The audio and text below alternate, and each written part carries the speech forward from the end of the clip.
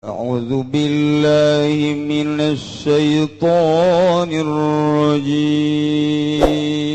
بسم الله الرحمن الرحيم يا ربي بالمصطفى بلغ مقاصدنا واغفر لنا ما مضى ya wasi'al karami eta Gusti bahasana. Iya tuh jelema bodoh mah kaja. Emang nu bodoh mah kos itu. Nu penting mah nyana ngaku ka aing, nyana ibadah ka aing, ku kabodohan nyana geus rela ngorbankeun sagala-galana. Lu bodoh mah nu bodoh dihampura bae ku aing. Tuh nu mantak urang untung jadi jelema bodoh. Anu pinter mah hudang dipeting mandi wudu terus kemudian sholat tahajud lamun encan husu lantaran pinternya ka husu dicarekan ku Gusti Allah. Tapi nu bodoh mah asal hudang ngalah wudu salih sholat tahajud Allahu akbar tolil ahad Allahu akbar SD hudang-hudang jam 7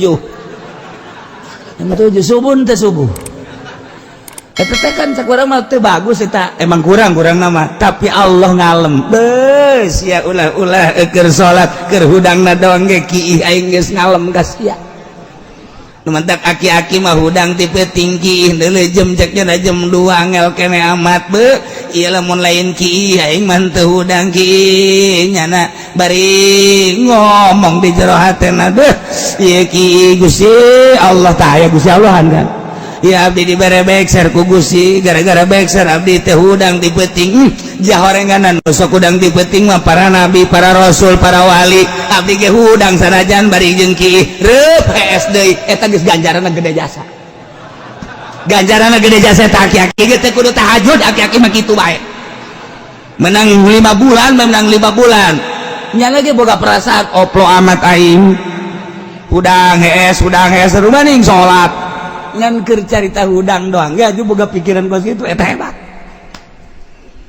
Jaga-jaga teh aing keur ngora mah sehat tilok aing teh hayang kieu ti peuting barang geus kolot ku ari mah kedeung-kedeung ki ya hudang ti peuting teh jam 1 hudang jam 2 hudang jam 3 hudang mikiran nyana jan sok hudang ti peuting mah rasul jan sok hudang ti peuting mah nabi jangan sogedang dipeting mah para wali para ulama salafus sholihin berarti aing ge meureunnanan ku Allah dijadikeun wali waduh tolol tak aki tah karak udang doang geus jadi wali ih tah tapakur kos kitu teh tapakur kos kitu gede ganjaran geus bae geus ulah salat geus aki-aki mah di cenah kieu akur amat ya kula ge tilok salat aing anu mantuk aing ngomong gitu ge nyaho sia tilok sholat ngan di blon-blon penmannya jadi sekolah tak teh ini carakan kanjeng Nabi Musa antap kan eta hamba aing kabisana sakitu antap geus deukeut ka aing oh cak kanjeng Nabi Musa horenganan dedeketan ka Allah masa kumaha kadar dirina nu penting mah nemah bae aing mah boga ilmu teh sakieu aing mah boga ilmu teh sakieu ku ilmu sakieu ku aing deuk dipake ka Allah asal nemah tadarruk DP ka Allah boga rasa ku bodoh aing daripada jelema pinter agul ku pinterna maningan nu bodoh ngarasa bodoh tuker Kanjeng Nabi Musa neuleuh jelema ngadoa ji ceknya aing can ngadoa nya geus ngadoa didelekeun lagu Kanjeng Nabi Musa aya aki-aki keur kieu bae didengekeun we ku Kanjeng Nabi Musa aki-aki ceurik hebat amat cek ieu ngado aing teu bisa ceurik aki-aki ceurik dengekeun ya Allah ya Rabbi bangga Kanjeng Nabi Musa boga umat bisa ngadoa bari ceurik hebat lain lalagani hebat jasa Gusti lamun abdi ngadoa ka Gusti seakan-akan abdi marentah ka Gusti Gusti abdi mah moal mentah ka Gusti sebab ngabudakeun ka Gusti Gusti mamauni nggak segala rupa kejadian teh Gusti kejadian naon BG jati Gusti ge satu teu kudu ngadoana naon menta kukumaha aja KBG menang Gusti ieu mah ngan sakadar abdi mah unjukan abdi deukeut jasa jeung Gusti abdi cinta jasa ka Gusti. Oh Gusti sayangku, aku cinta padamu Gusti, sebagaimana aku cinta padamu engkau pun cinta kepadaku. Tidak ada cinta di hatiku kecuali engkau ya Rabb, ya Rabb, ya Rabb, ya Rabb. Akan ku peluk dirimu, akan ku kecup dirimu. Jadi cakang jeung jadi kieu ieu budak kadoa. Wah teu beres itu beres. Aju kieu ye. Engkau kepeluk ya Rabb, ya Allah. Engkau ku belai ya Rabb, ya Allah. Engkau ku kecup ya Rabb, ya Allah. Tidak ada dua di hatiku cinta kecuali engkau ya Rabb, ya Rabb, ya Rabb, ya Rabb, ya Rabb, ya Allah, ya Allah. Setelah engkau aku peluk tidak akan kulepas sampai kapanpun. Waduh. Selalu engkau ada di pelukanku ya Rabb, ya Rabb, ya Rabb, ya Rabb. Kedatangan ku Kangjeng Musa. Hai. Sakumaha kabebene sia. Saya nggak ada kos gitu mata bebene. Aku cinta padamu, ku belai rambutmu. Waduh, Masya Allah. Senang aku bersanding denganmu. Satu hari tak bertemu, rindu rasanya. Waduh, kita mah kos gitu mata kabogos. Carekan ku Kangjeng Nabi Musa. Kangjeng Nabi Musa, na dicarekan ku Musa. Ulah sok sacurakan carekana. Eta teh hamba aing anu deket ka aing poho nyana ku poho-pohona nyana seakan-akan aing wujud di hareupeun nyana nu mantak boga perasaan aku aing teh dipeluk ku nyana aing teh dikecup ku nyana aing teh dibelai ku nyana eueuh deui pangomongan iwal ti bahasa model kitu lantaran nyana mah bodoh make bahasana model kos kitu aing teh deukeut ka nyana aing deukeut ka nyana nyana deukeut ka aing ulah sok dihaharuan. Eta Gusti bahasana. Iya tuh jelema bodoh mah aja. Emang nu bodoh mah kos itu. Nu penting mah nyana ngaku ka aing, nyana ibadah ka aing, ku kabodohan nyana geus rela ngorbankeun sagala-galana. Nu bodoh mah nu bodoh dihampura bae ku aing. Tuh nu mantak urang untung jadi jelema bodoh. Anu pinter mah hudang dipeuting mandi wudu terus kemudian sholat tahajud lamun encan husu lantaran pinternya ka husu dicarekan ku Gusti Allah tapi nu bodoh mah asal hudang ngalah wudu salih sholat tahajud Allahu Akbar tolin ahad Allahu Akbar SD hudang-hudang jam 7 subuh teh subuh. Eta teh kan cak urang mah teu bagus eta emang kurang nama tapi Allah ngalem beus ya ulah keur salat keur hudangna doang ge kiih aing geus ngalem ka sia nu mantak aki-aki mah hudang ti peuting kiih deuleu jam ceknya jam 2 ngel kene amat be ieu lamun lain kiih aing mah teu hudang kiih nyana bari ngomong di jero hatena deuh ieu kiih Gusti Allah tah aya Gusti Allahan kan. Ya abdi dibere bekser ku Gusti gara-gara bekser abdi teh hudang di peuting jahorenganan sok hudang di peuting mah para nabi para rasul para wali abdi ge hudang sanajan bari jeung kieu reup hees deui eta geus ganjaranna gede jasa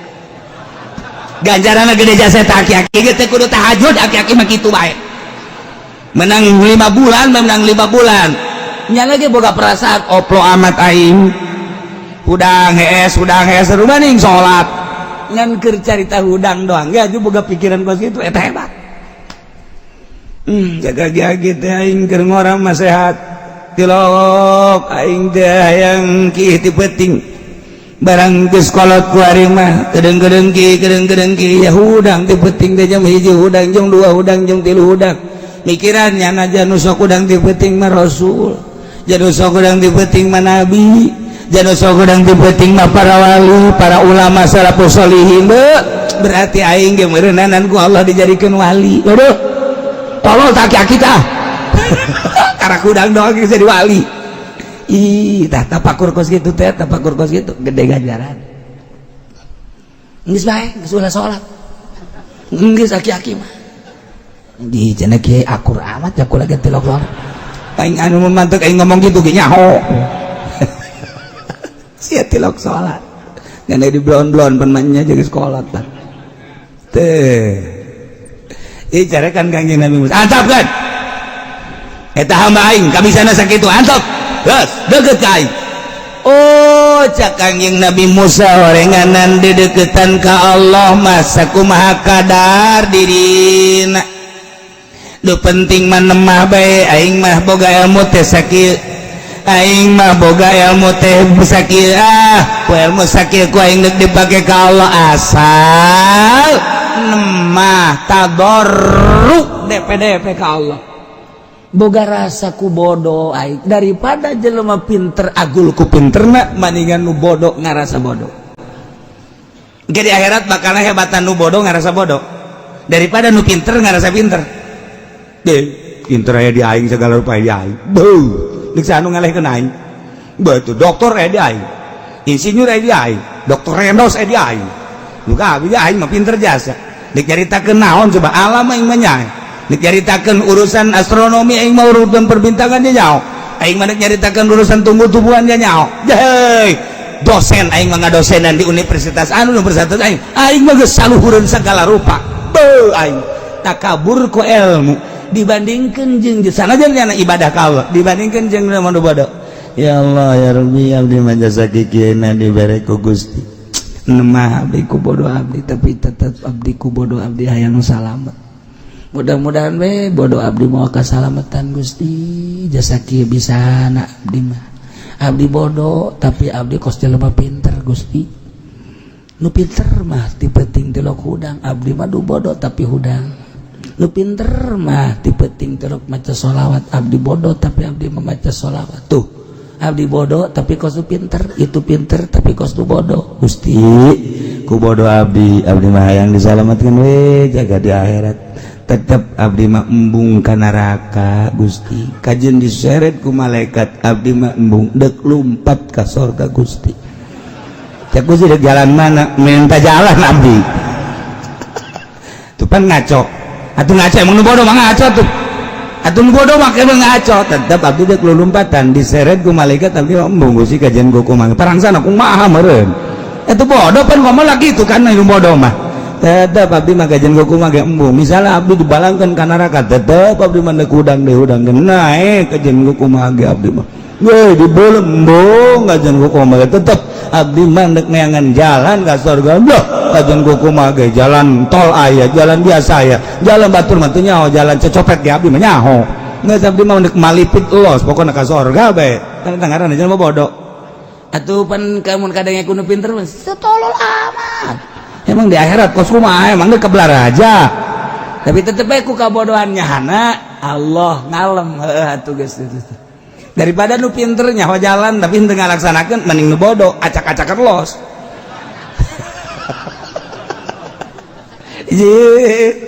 oh gitu deh ditimbang Gusti ulah ditimbang abdi mah atuh ya karasa amal abdi mah teu bararagus untuk karasa abdi mah begitu ditimbang kabeh salat babul pangeran geus teu kudu ditimbang abdi mah je salat abdi jore puasa abdi jore zakat abdi jore segala rupangan abdi mah muga neraka sakitu doang geus sakitu abdi mah kajian kuku mah ge embung bae kokojotan abdi kajian kuku mah ge sia kokojotan kumaha henteu kokojotan kajian kuku mah ge tempat di sorga jang sia mah sisina bae Gusti di sisi cak jana mah meureun bapak kolotnya anak kunanta ngomong gitu bodoh makan ngomong kok gitu tak nu bodoh ngomong gitu Allah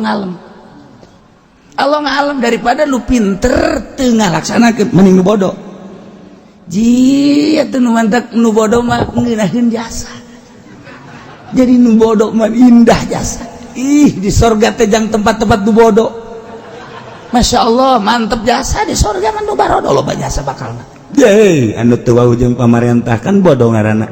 Eta bakalna ka surga. Nu teu wau jeung judi, eta kan bodoh ngaranna. Ka surga. Nu teu wau jeung mabok, eta kan bodoh ngaranna. Eta ka surga nu geus kitu ngaranna. Anu teu ngridit janjana mah sieun beusi teu kabayar, bodoh kan ngaranna. ka surga eta nu kos kitu anu pinter ngeridit dah jahanam teh mata mending bodoh teu mah kos kitu sia emang henteu nyokot duit di bank embung aing mah sieun aing mah bodoh aing mah ngarasa bodoh sehingga henteu salamet surga. Hei sia mah usi motor ku ari mah teu kudu make DP asal aya KTP bae embung aing besi ka henteu kacocokan ka ditu lah geus aing mah ngarasa bodoh henteu aing mah kajen naik sepeda bae lah kajen lah atawa leumpang bodoh surga. Hei sia mendingan ka ditu tuh raramean ku ari kur aya di ditu embung aing mah deuk salat duha bae lah aing mah ngaranna bodoh ieu sia salat duha kudu husu bae kajen aing mah teu husu gen penting mah tarangan hideung bae geus lah geus bae ke aing nuduhkeun ka malaikat ulah sok ditimbang-timbang deuleu tarang deuleu tah teu kadeuleu sakieu hideungna urut naon eta ulah nyebutkeun naon hideung malaikat ya Gusti ya tarang hideung mah balangkeun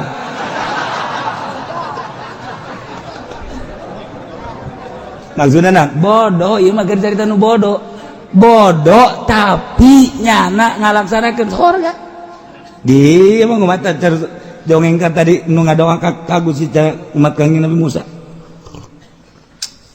eta bodoh malah Kangjeng Nabi Musa nu dicarekan ku Gusti antap kan salah Gusti eta ngomongna bodoh nyanan itu bodoh mah tuh kabeh salah ngomong antep saomong-omongna jelema sesuai jeung kapasitasna aing nyaho ja pamere aing bang nu penting mah DP na jeung nemahna ka aing eta nu ku aing dideuleu jadi nu bodoh teh daek salat tak ku salat teh bae nu bodoh mah geus pahara adapun ge di ka neraka geus sakedeung lah tak aing mah cenah kos kitu gadong sebel atuh geus geraeun ka surga aju ka neraka. Nah iya kan mantap bodoh tapi make hebat ngadoa aku ngomong emang ngadoa make bahasana masa urang ngadoa mah jamenta ulah sok aju ngariung bau datang ke urang naik kieu angel mah turun deui sugan teh mah deuk robana atina pidunya hasanah geus naik urang turun deui datang ka titadina amin kencang datang ka lalaunan datang ka malik ngadoakeun teh kubar adek teh kiai Malik dilanat cadak atuh ngadoa mah kada salamat ulah cara Kangjeng Nabi sih geus make urang lamun ditangariung ye tangariung eueuh kiai ustad urang mah aja cenah jatuh bisa hadiah make urang Fatihah ka hiji jangaran saya ayo kadekan Jang Umar nah Fatihah ka hiji Umar Al-Fatihah Fatihah kedua Bakar Al-Fatihah beres emang masa gitu-gitu kene tangan di Arab doang Fatihah katilu dadap jeung waru Fatihah beres dolin amin Allahumma sholli ala sayyidina amin ya Allah ya Rabbi ieu tadi anu disebutan teh men tadi salametkeun di kuburna dilegakeun di kuburanana dicangkeun jeung hari rup men tadi bere salabar men tadi bere jamuga men tadi bere mararaju men tadi saralamat wa sallallahu alaihi wasallam alhamdulillah rabbil alamin ye cak nu milum ieu daripada itu ngenyeng-ngenyeng mau ngangkat deui turun deui ngangkat deui turun ieu geus kiai itulah diondang ku urang lah geus engke mah ngariung ieu bae ieu bener pas ngariung deui mang diondang ngariung kita mimpin aing mah teu bisa cara nu kamari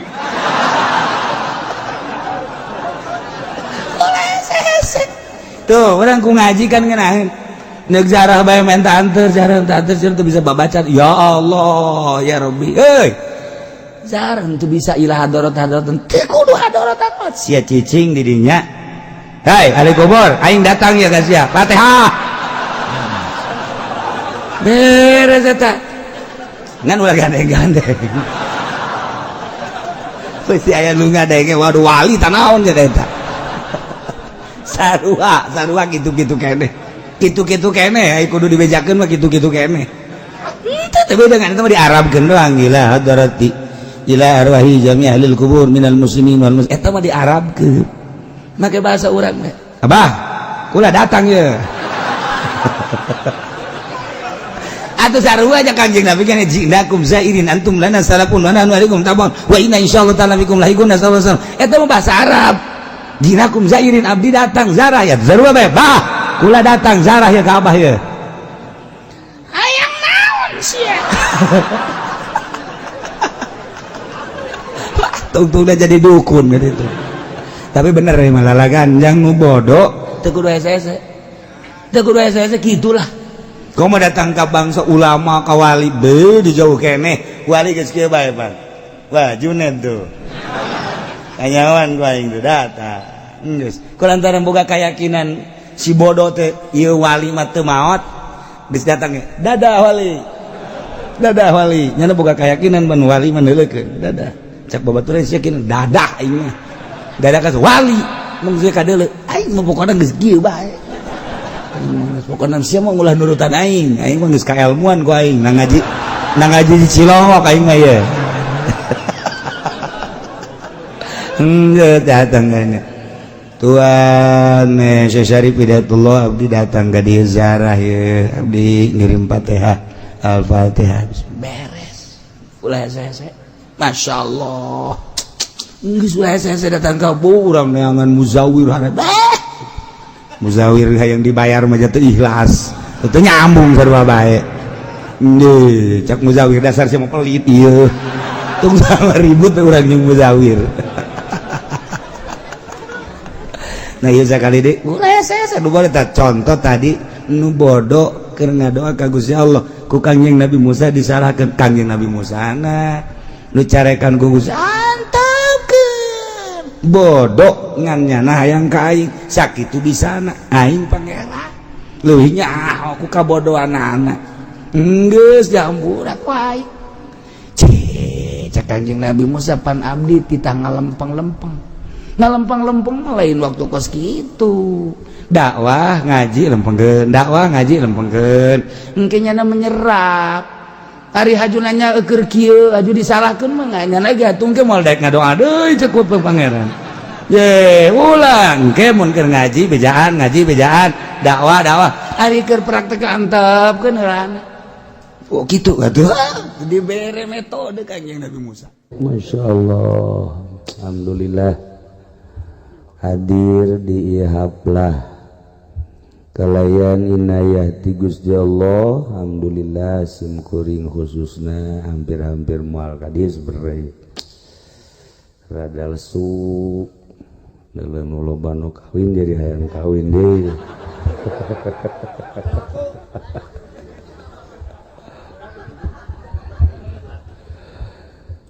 kalayan inayah ti Gusti Allah alhamdulillah urang sadayana kempal di dieu dina raraga khatmil Quran ku hadirna urang dina khatmil Quran ieu mudah-mudahan urang kasorot ku sinar Al-Qur'an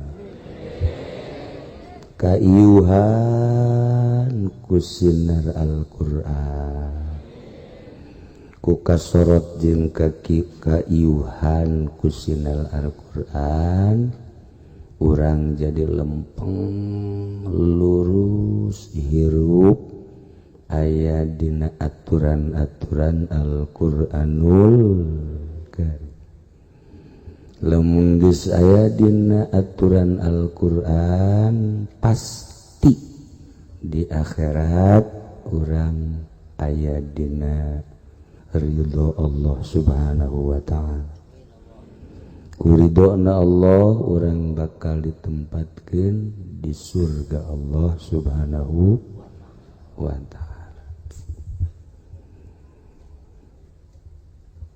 baheula aya hiji jelema kasep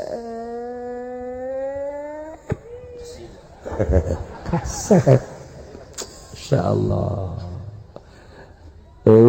contohna di dieu mah lamun baheula aya nu kasep jasa di dieu aya nu joreng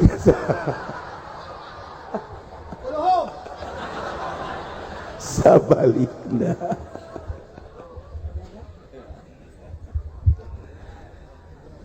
di samping kasep teh gagah pohara haju pinter tambahna hiji deui sugih geus mun aya di Cisoka bisa ribut ujian awewe bisa ribut kabeh hayang ka eta lalaki dumantak lamun kamari maribut teh milih nomor hiji nomor 2 ieu mah milih hiji lalaki diributkeun ku kabehan ari ieu mah ieu lain diributkeun dipiceun dipiceun Masya Allah pemajikan lagi kaduhungeun ya Allah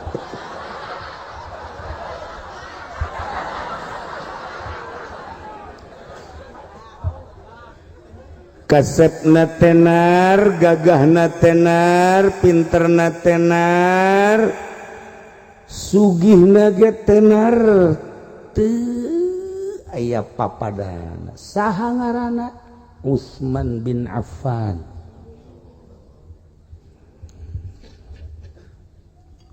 geus mejeuna jelema teh lamun geus eta disebutna bulu opat pani mah bulu teh saya ngomongkeun ana bulu naon tah sia mah bulu opat masyaallah di tengah-tengah kagagahan Sayyidina Utsman bin Affan kapinteran kecerdasan kekayaan nu tenar di Mekah turunanana deui Masya Allah Al-Quraisy Hashim encan Islam nyembahna masih kapatung keneh saat Sayyidina Utsman pemuda anu tenar kakasepan jeung kagagahanana sok main lirik-lirikan jeung Siti Zainab. Siti Zainab eta putri Kangjeng Rasulullah Muhammad sallallahu alaihi wasallam.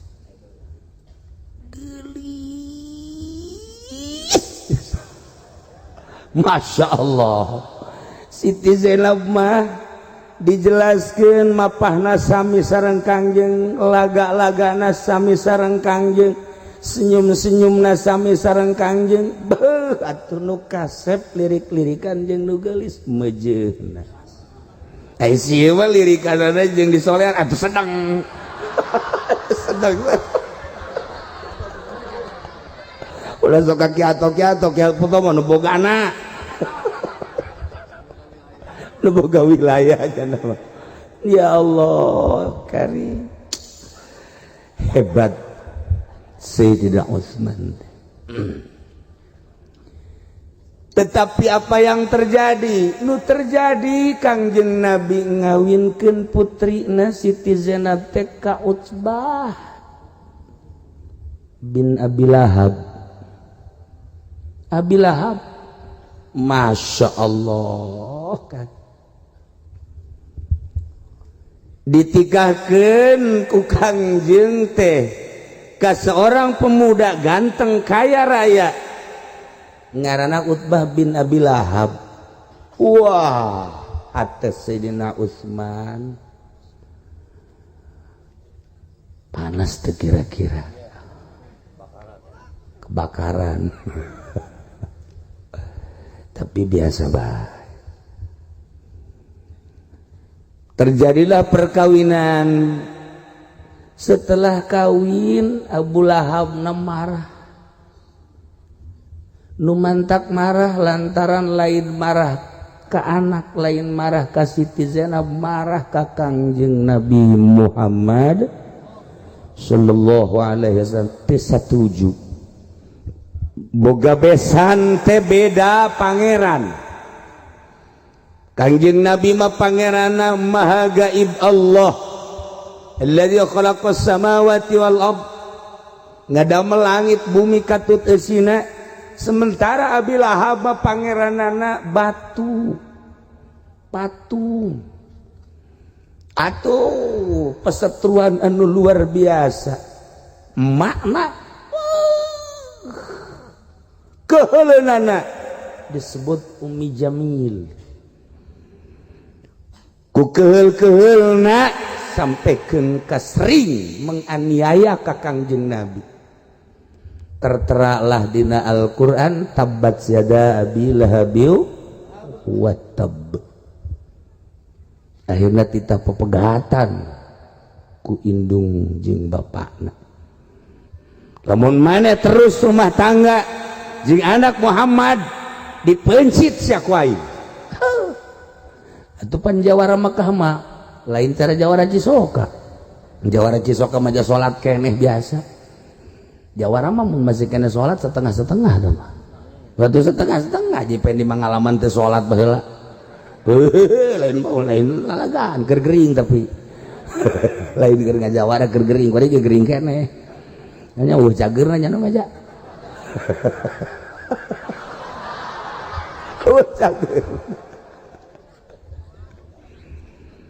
begitu langsung dipegatkeun teu diingkekeun deui ku Sayyidina Utsman dilamar langsung Masya Allah langsung diterima ku Kangjeng sebab di hati Kangjeng ge sebenarnya mah aya ieu anak muda beda jeung belerea ganteng gagah lente cerdas tur kaya raya maksud Kangjeng lain resep kana harta jang babanda tapi jang dakwah aya harapan Kangjeng Nabi dakwah Islamiyah teh kudu didukung ku harta tanpa didukung ku harta moal leumpah nyieun pondok pesantren sanajan ngaji unggal poe isuk sore wadahna mah hese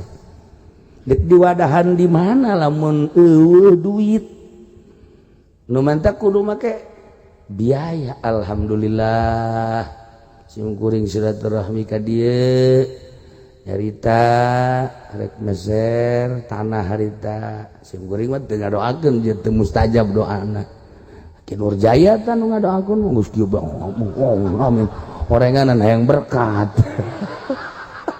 ta doa teu beres mah doa kos kitu alhamdulillah kunjungan kedua pawartos deui ka dieu rek meser tanah pelebaran teu kula teu ngadoakeun sarua baik nyana deui nu ngadoana ngocoprak bae ngadoana bangun eueuh teh terus kos manuk toed alhamdulillah doa Ki Nur Jaya diijabah tuh nyana nu ngadoa nyana nu amin alhamdulillah nah syukuran ku alhamdulillah hasil naon anu dicita-cita keukeuh hayang didatangan ka di Cikula ulah ti Rajab karwa ulah lah waktu keukeuh ieu mah ku sebab bersyukur kabeuli tanah teu gede tanahna hargana ngan ge 1 miliar kurang 500 juta leuwih 800 juta leuwih 700 juta leuwih sabaraha teh Kiai disamarkeun abeng marere deui tah gitulah para jamaah kaum muslimin wal muslimat rahimakumullah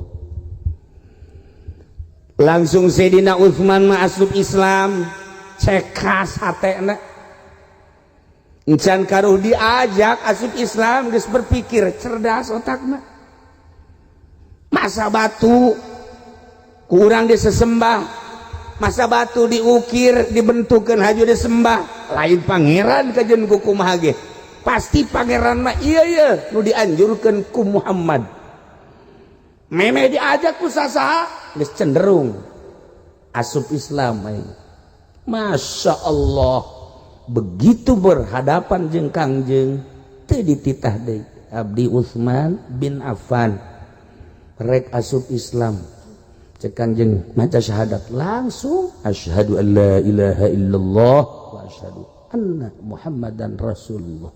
Loyog sorangan dibabarikeun ku Gusti Allah. Nu cerdas mah kos kitu. Nu cerdas mah ulah-ulah ngaji tahunan, bulanan bae geus pinter, pan ieu mah ngaji datang ka deuk paeh. Atuh kieu-kieu keneh bae. Deuk paeh sajengkal deui ka kuburan. Ya Allah, terobah-robah. Tamasana bodoh ka bawa paeh. Batur berbalik ka bawa mau pinter, ieu mah mau bodoh. Betah. Ya tawadu begitu nama, tawadu nya nama. Tawadu ge tah asli.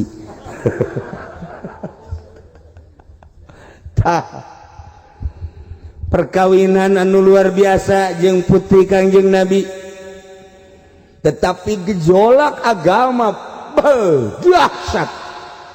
Dakwah Kangjeng tadi dihalangan ku Abu Lahab, dihalangan Abu Sufyan, dihalangan Abu Jahal, bahkan dianiaya jelema anu asup Islam.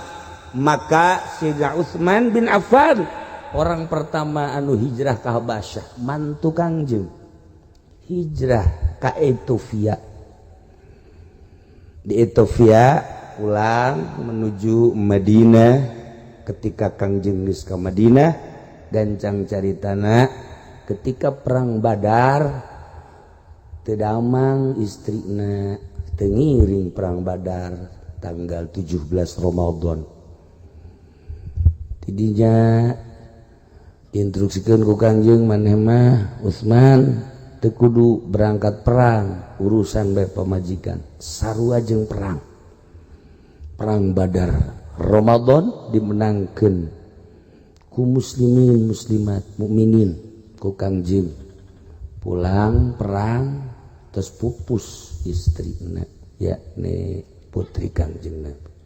Sina Utsman ngalamun sebab istri tercinta mulia aya di Siti Zainab, gelis aya di Siti Zainab, pinter aya di Siti Zainab, deudeuh aya di Siti Zainab. Siti Zainab mah pohara ngurusan Sidina Utsman teh. Lamun kakarak datang geus dilawang geus dipapak percis kos urang Cisoka. Kita kos gitu asal mau duit bae dipapak di Cisoka. Mun mau hutang digebrug ke lawang. Tah eta di Cisoka di dieu lain Cisoka belah ditu. Ya karib.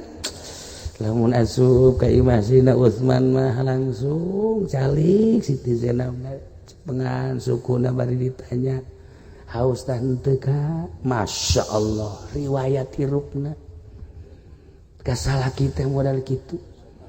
Sidina Utsman embung dipangnyokotkeun dipangnyandakeun cai lantaran ningali ka Kangjeng Rasulna ulah isin ka Kangjeng geus bae kula bae nu nyokotna. Eta deui hebat lalaki teh deui. Si eta mah lain coy. Yo sia. Goblok sia teu da kumaha pamajikan ge ngaladenanana. Memeh ngaladenan geus sepak. Ya Allah, mantap pamajikanna ngadoana sokor nasi potong. Atuh eta, ya Allah. Tuh, Sidina Utsman ulah lantaran putri Rasul. Lain ka nengna tapi ka Kangjengna, keun bae kakak bae nu nyokot cai mah. Ibulah, sanajan abi putri Rasul, tetep abdi pamajikan. Teu, sanajan pamajikan kan putri Rasul. Ibulah. Tuh, batu badak juguhan ke ribut dah iya mapan. Ya Allah ya Rabb geus datang teh dicai si ieu balai teh teh goblok teh sia mah geus teu narimakeun jasa. Masya Allah kan lamun urang ningali sejarah perkawinan rumah tangga Sidina Utsman jeung Siti Zainab kata aja silih hormatna luar biasa. Mun balik ti mamana diintip heula ku Sidina Utsman teu keketrok bisikeun sare mau ngaganggu sanajan pamajikan putri Rasul. Ya Allah ya Rabb pas ditingali Siti Zainabna horenganan teu sare nungguan salaki. Ya Allah ya Rabbi pan urang mah tuh salaki eueuh enggeus kerek bae geus salaki eueuh ieu kerek jepet geus salaki kuluntang kulinting kadenya balan mantap kan habak. Eta di Cisoka goblok tanya. Ya Allah ditipu Sidna Utsman. Ih geuning teu kulem pamajikan teh calik bari nasbeh. Masya Allah urang nu meneleuh pamajikan tas di mana nasbeh atau maca Quran kieu. Ya Allah ya Rabbi urang ge ngurucut cai mata pamajikan keur naon tanya Assalamualaikum waalaikumsalam keur naon eta maca Quran. Nah maka maca Quran penting nungguan kakak deuk kumaha teh karunyana coba ayo coba ya mana pamajikan kula tang kulinting. Oh ayo renganan di kamar keur WA-an boh sial ibu pamajikan keur WA Gusti Allah nah buka beneran ya kiai boga pamajikan WA-an mah lulu.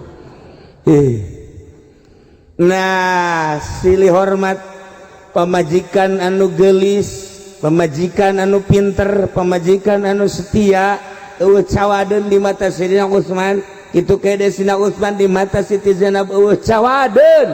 Ya Allah pupus ketika mulih perang Badar Sayyidina Utsman aing ngalamun mah lain ngan kadedeleukeun katingali ku Kanjeng asal aya naon-naon katingali rembes cai mata asal katingali rembes cai mata. Ya Allah ya Rabb surti Kangjeng teh Utsman kadi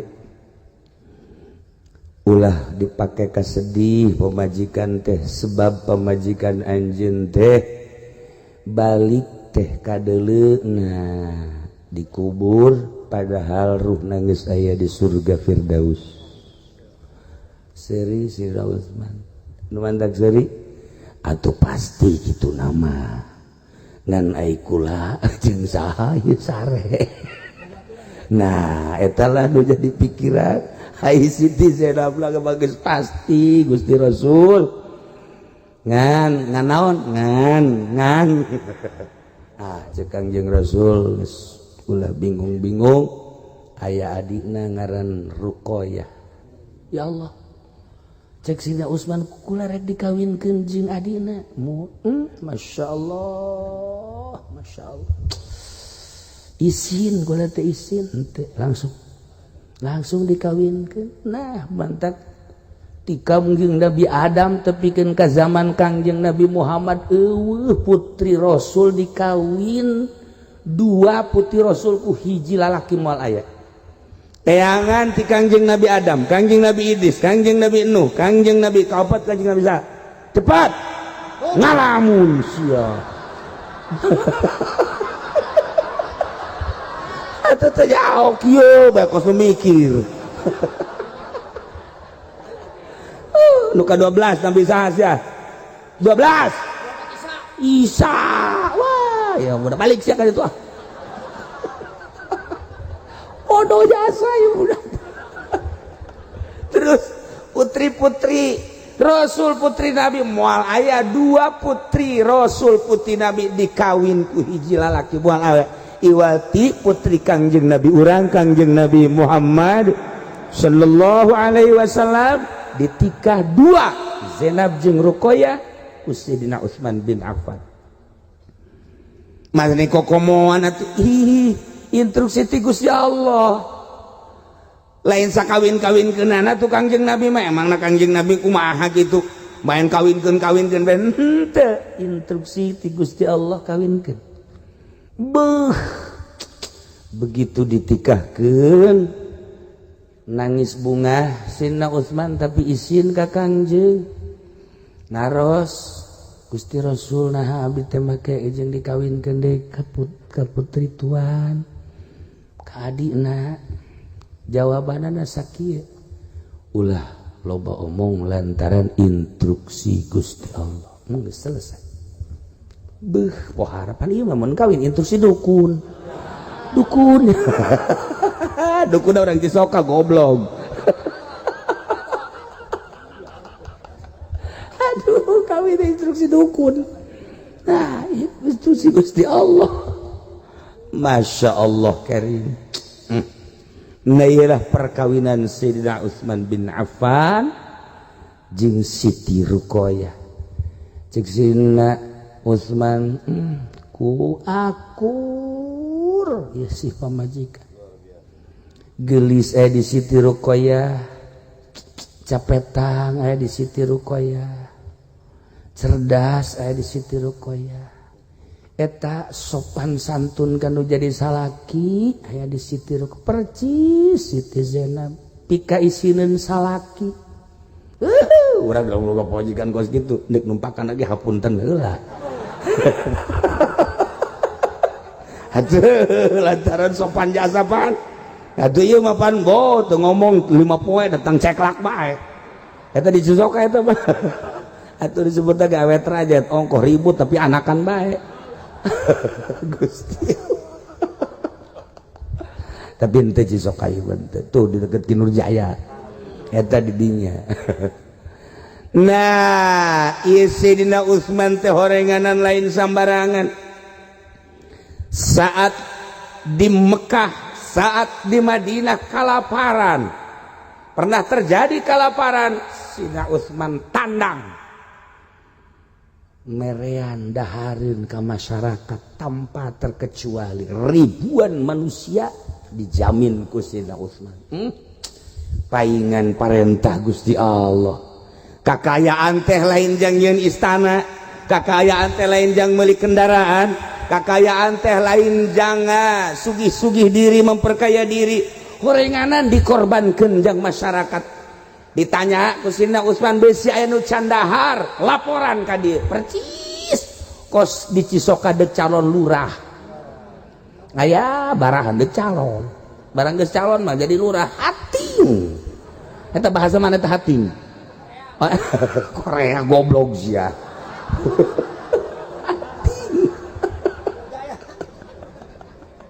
tah eta atuh lain lurah bae bupati ge kos kitu bager keur deuk calon mah presiden ge sarua kamari Kinur Jaya diberes-beres ya coba pangnyebutankeun Kinur Jaya sabaraha kiai nu sok diberean di dieu bebeja tuh mah teu daekeun dia ge atuh ulah emang gula teu nyaho ulah disangkat teh nyaho insyaallah nyaho di Cisoka sabaraha nu kabere no problem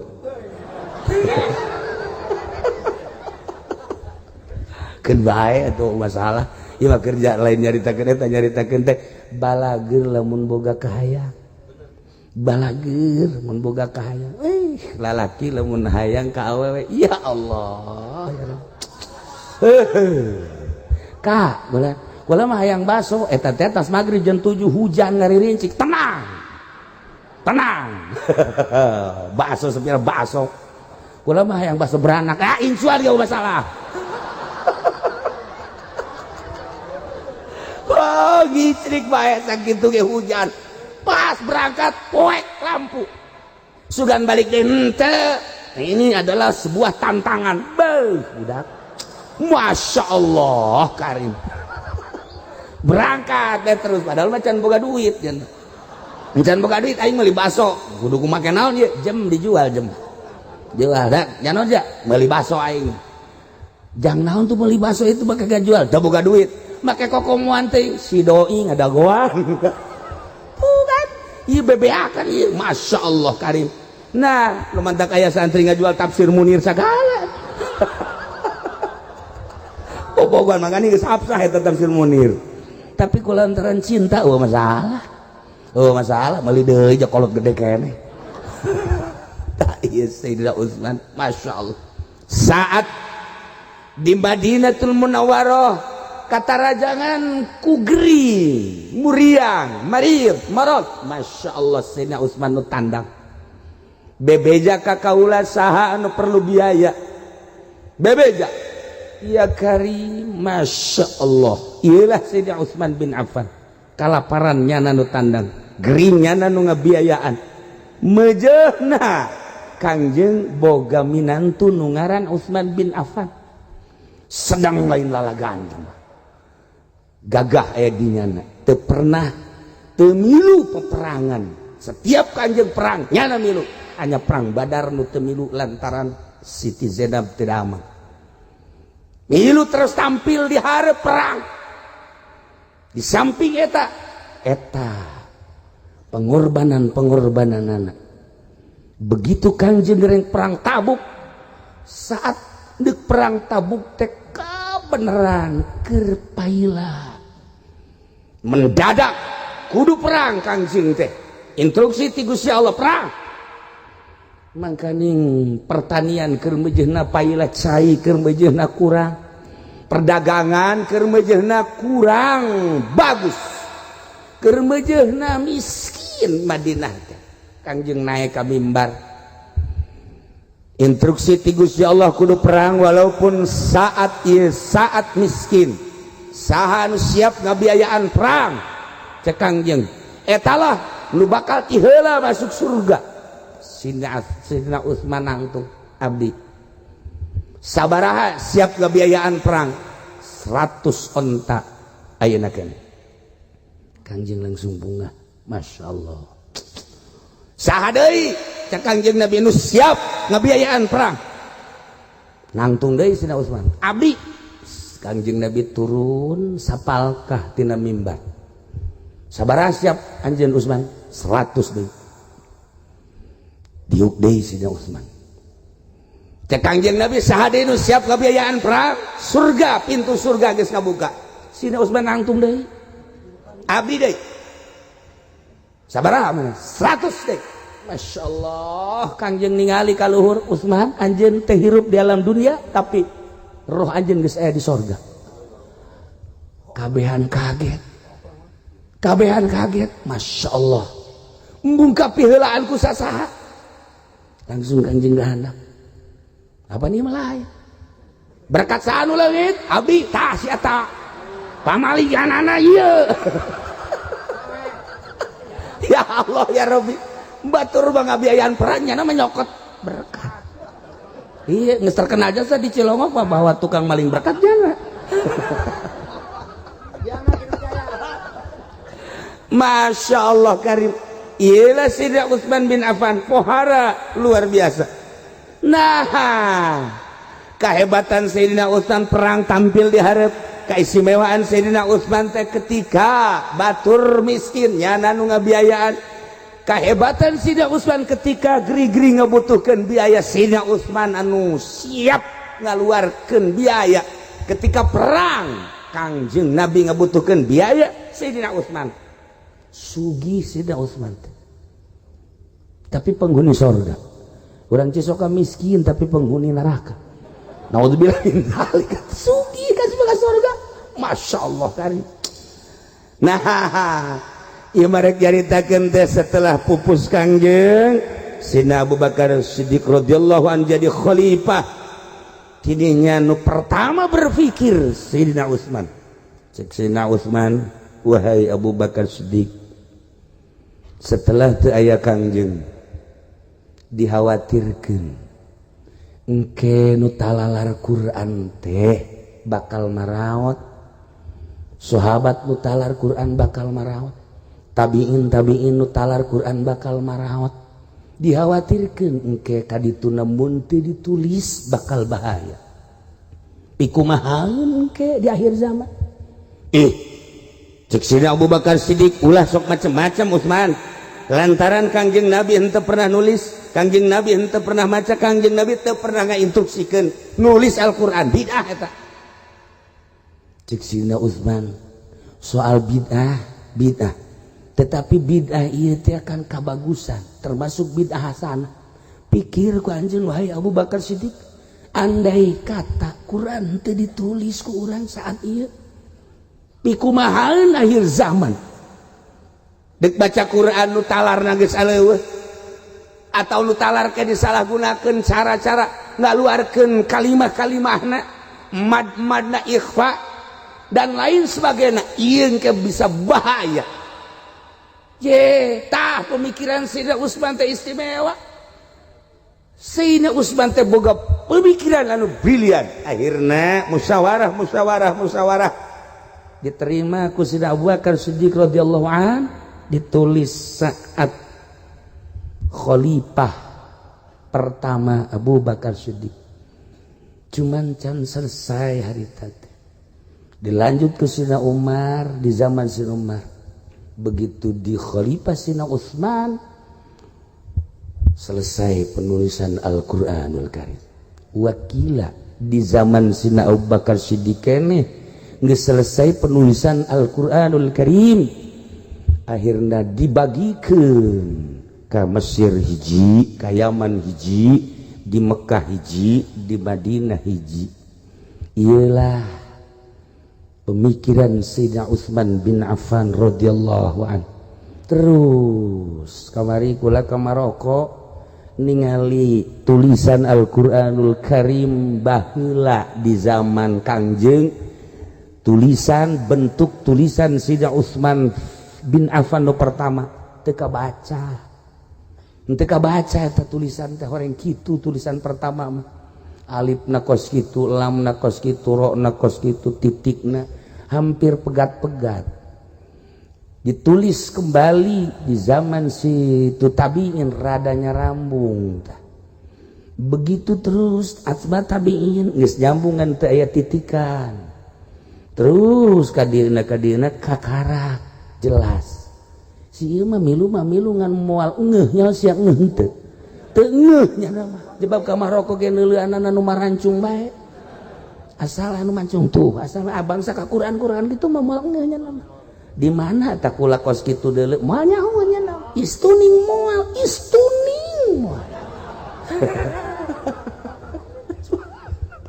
Sampai ke gula dibere lah Al-Qur'anul Karim 2 tulisan zaman tabi'in hiji, tulisan anu ayeuna hiji aya di imah.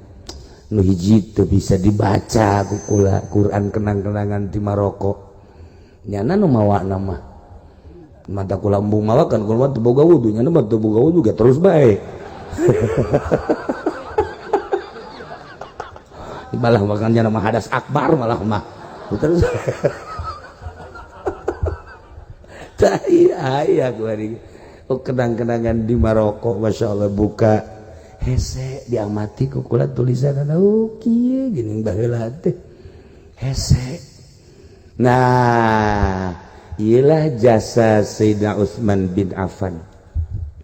Jalmina tos teu aya dimakamkeun di Madinatul Munawwarah di pakuburan Madinah.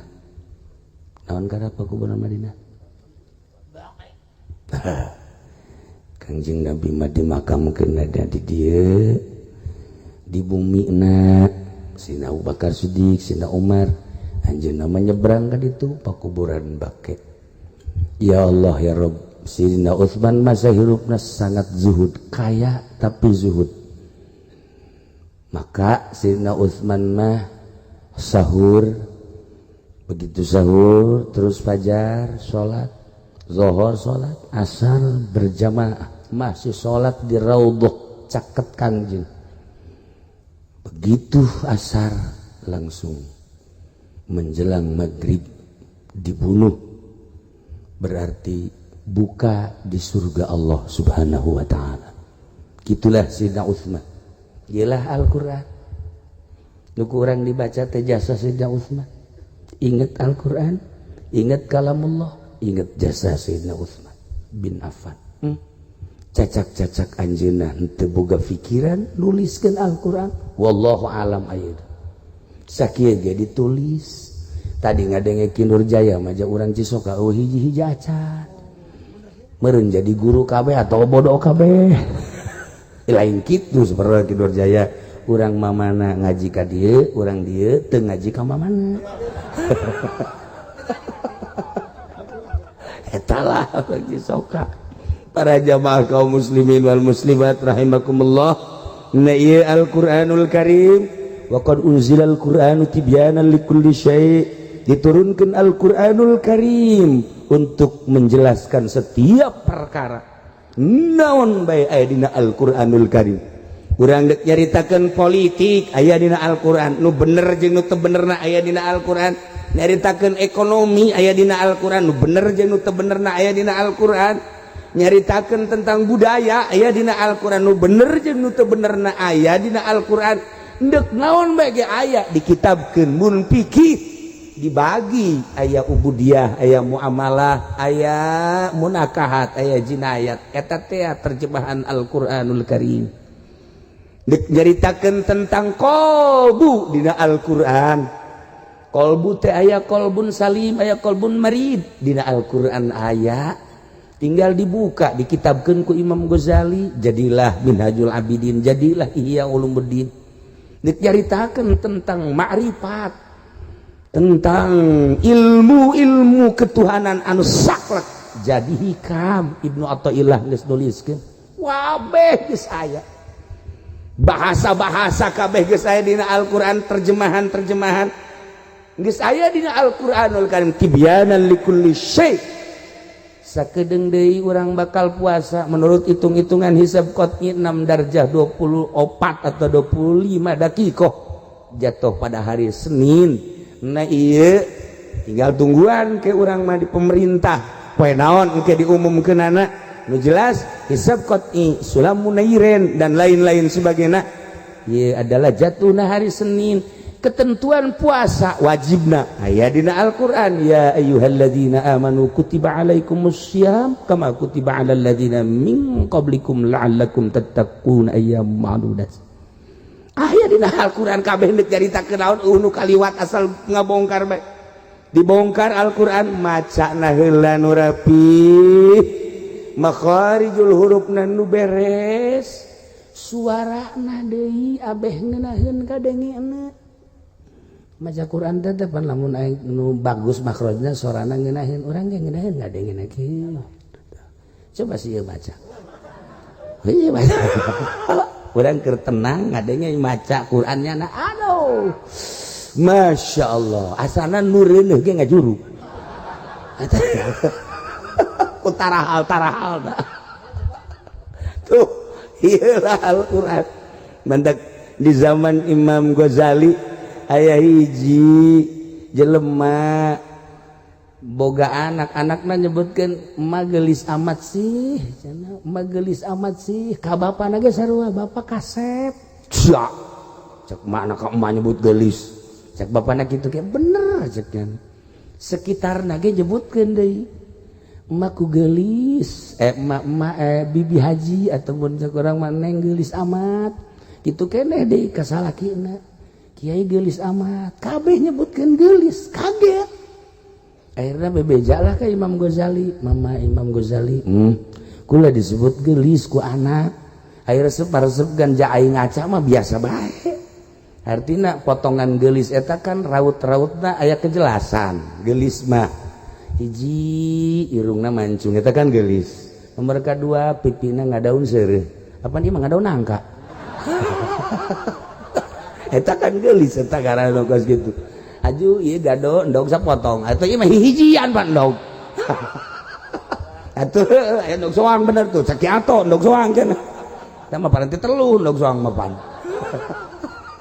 Cangkeng biola pan. Bau itu beuh eta mah pan kareng kurupuk. Bitis dage, bitis jantung buah jantung cek urang Bandung mah eta kan gelis garana. Itu mah buah nangka. Garihal. Aya sifatan-sifatan gelis. Ya bapak mun ngaca aja biasa tapi disebutna gelis. Bebejalah ka Imam Ghazali. Imam Ghazali tungkul langsung tangga di kolbu anjeun aya Al-Qur'anan. Al-Qur'an di mana geus aya di kolbu bakal muncar sinarna kana wajah. Lumantak kori-kori teh kadeleuna karasep. Padahal mah jore teh sebenarnya. Asli nama jore tapi sinar Al-Qur'an ieu bahkan kasep sakieu maca ulama atuh sakieu mah jadi untuk sakieu mah kasep sok geura jejerkeun di soler kasep tapi kulantaran eueuh Al-Qur'anan jore kadeleuna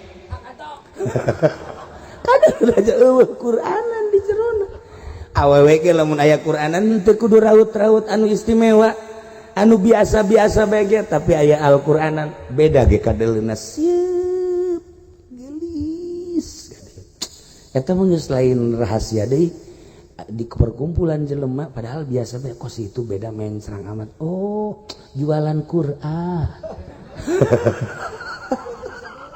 di jero qalbuna aya Al-Qur'anul Karim kadeulna karasep bae kori kadeulna kasep kiai anu hafal Al-Qur'an kadeulna kasep kiai anu ngajualan Quran jore kobos ieu mah geus nya ngajualannya geus nyarita keunana lah Qur'anan tah anu batak cek Kangjeng Nabi man hafizal Qur'an utiya man hafizal sulusal Qur'an utiya sulusan nubuwah sahaja lemah nu hafal seperti lu Qur'an bakal diberes seperti lu kanabian Masya Allah lain lalagaan man hafizal sulusal Qur'an utiya sulusan nubuwah sahaja lemah anu hafal Al-Qur'an seperti lu Quran bakal diberes seperti lu kanabian dipertanyakan eta diberes seperti lu kanabian teh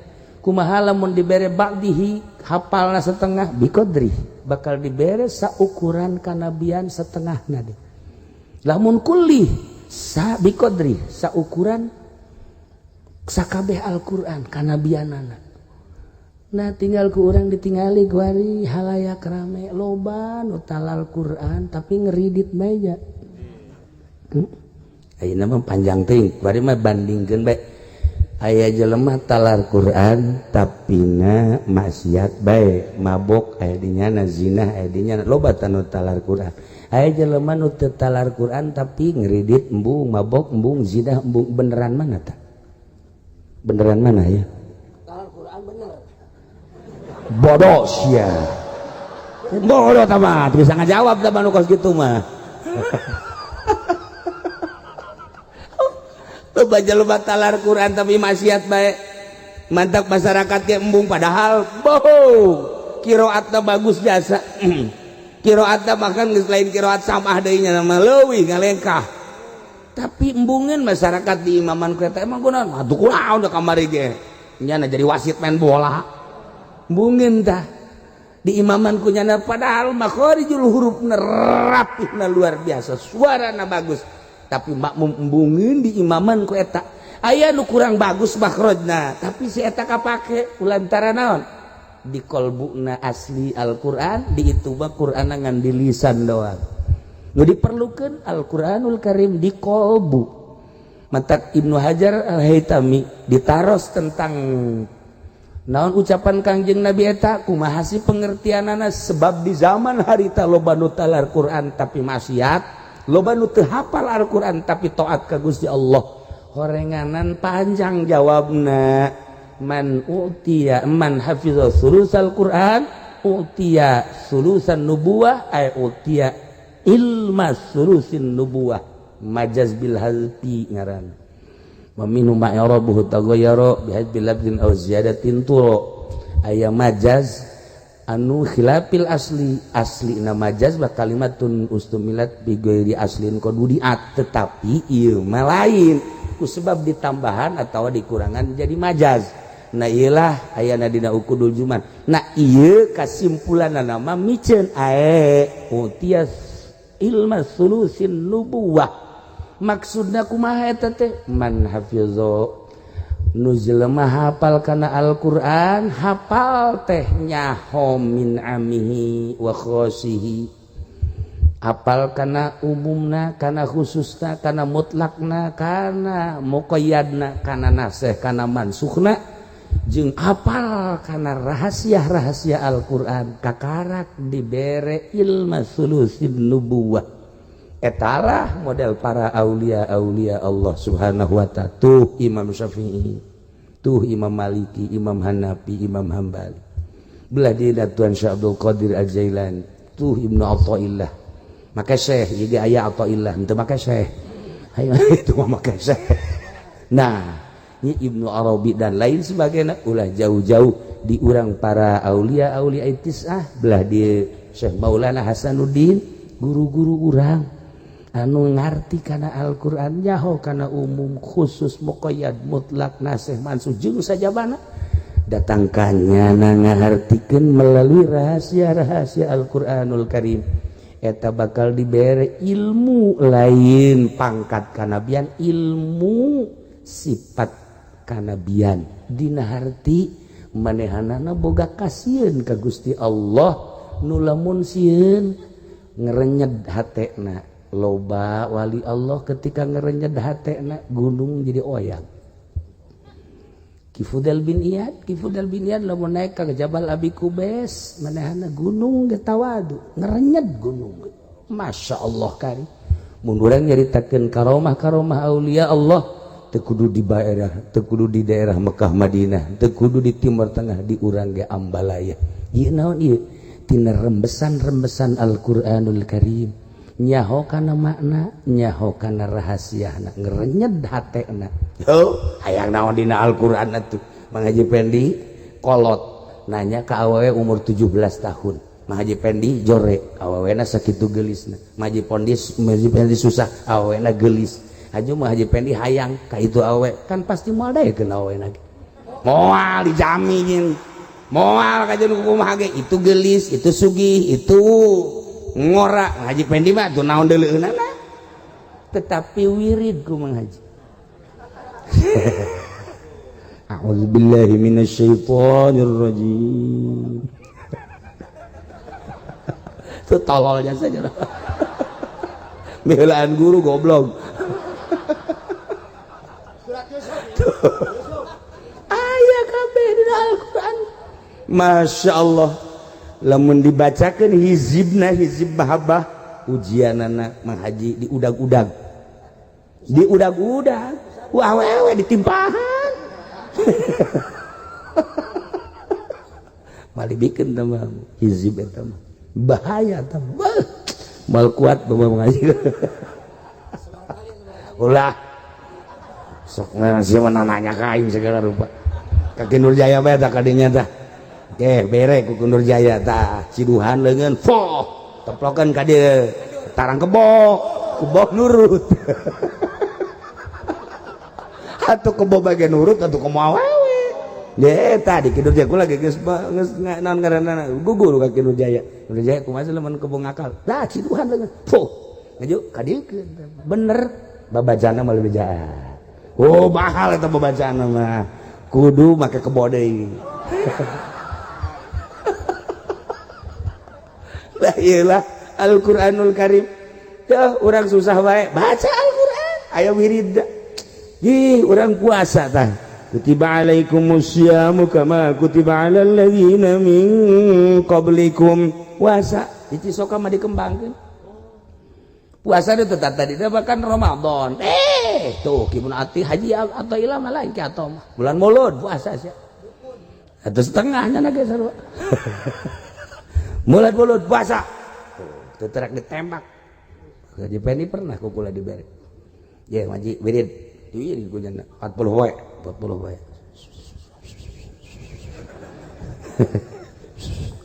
Beres 40 wae biasa nama ku pistol atau ku golok ieu mah ku hinis bae lah. Guys sejajakan dihinis. Getihan. Atuh eleh manu gareja ge ku hinis mah. Nyana ge sarua. Teu manjur lain teu manjur wiridanana ngawiridna. Teu mantep.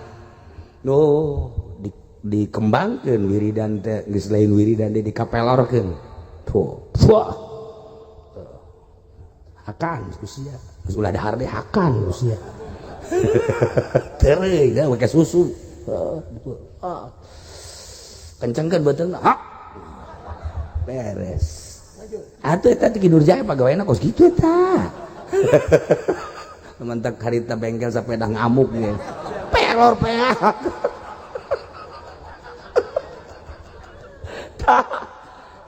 coba deh ulah make pistol heulanan dihinis kencengkeun beuteungna getihan deui bae teu manjurna naon ge Haji Pendi mah laas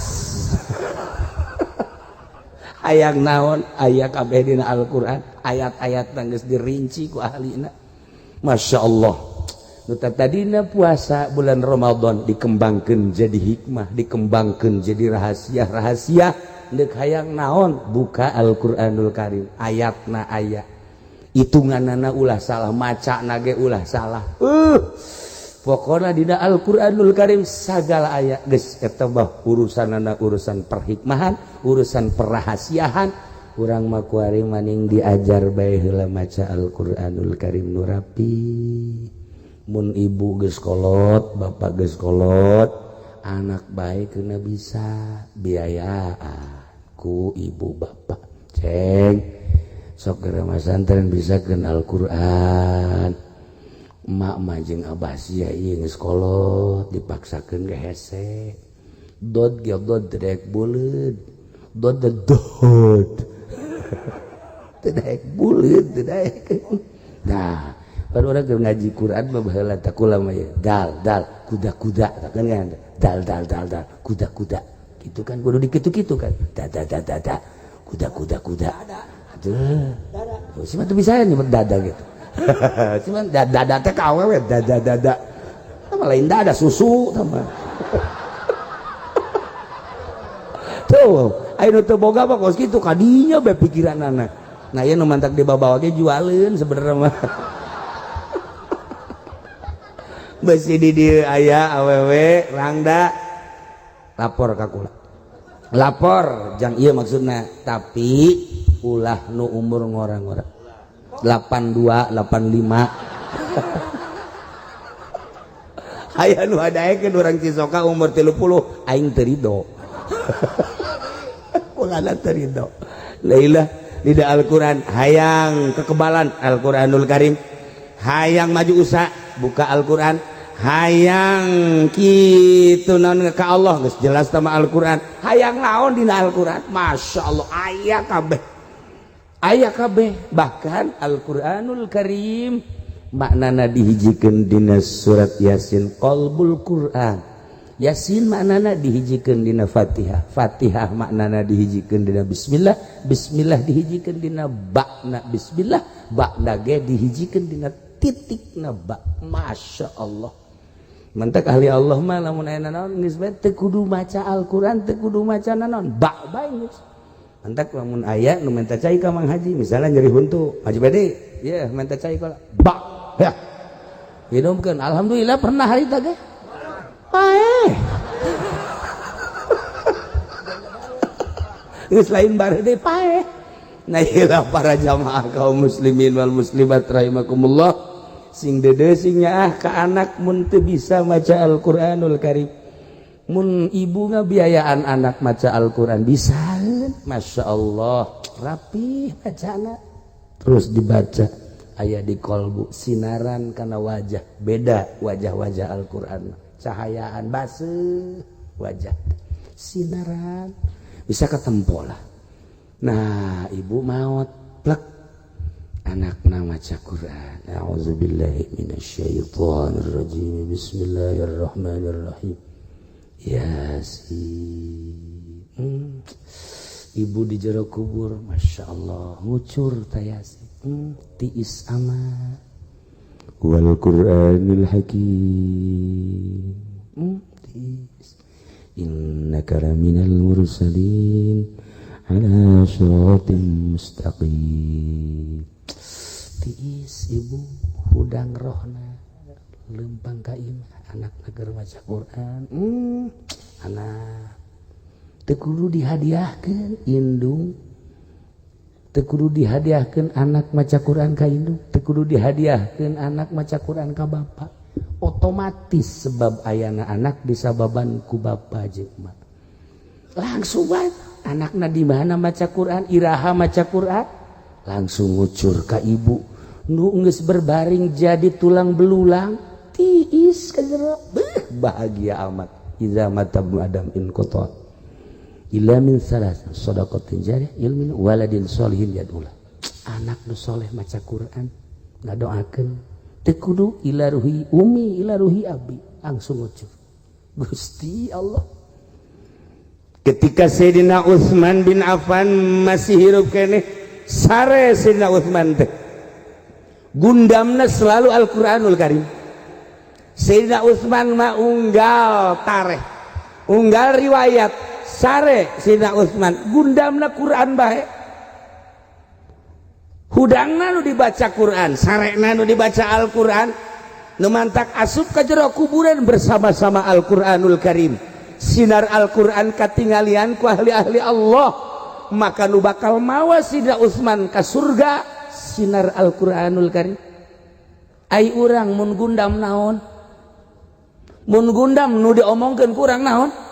Atuh sagede Ki Nurjaya bae gundamna kieu nya. 02.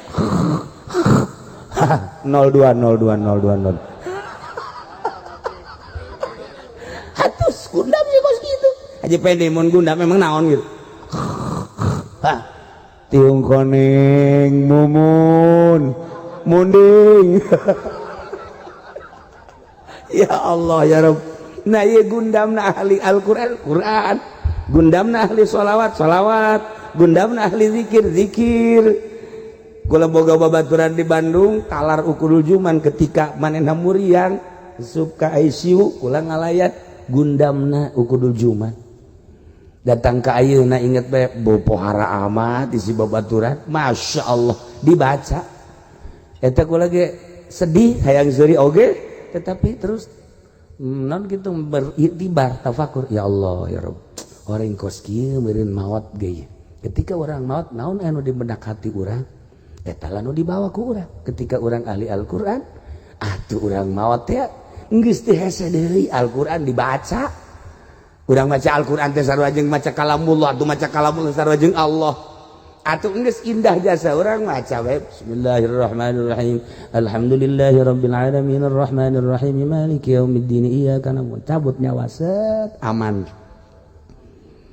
Urang kitu maca salat Allahumma sholli sholatan kamilatan wa sallim salaman taman ala sayyidina, cabut nyawa aman. Urang maca tasbih subhanallah subhanallah subhanallah, cabut nyawa aman. Zikir maqam la ilaha illallah la ilaha illallah aman. Sieu teung kone cilaka tuh ya. Tanya di jero kuburan ahli Quran, man rabbuka? Yasin wal Qur'anil Hakim. Selesai. Bebeja kok diskusi ieu mah jawabanana Yasin wal Qur'anil Hakim. Amankeun ahli Al-Qur'an teh. Man rabbuka? Sholli sholatan kamilatan wa sallim salaman taman ala sayyidina Muhammad. Bebeja kok diskusi ieu mah ditanya, man rabbuka teh Allahumma sholli sholatan, amankeun ahli sholawat. Man rabbuka? Subhanallah subhanallah subhanallah, amankeun. Man rabbuka? Tiung koneng. Ngas. Seret.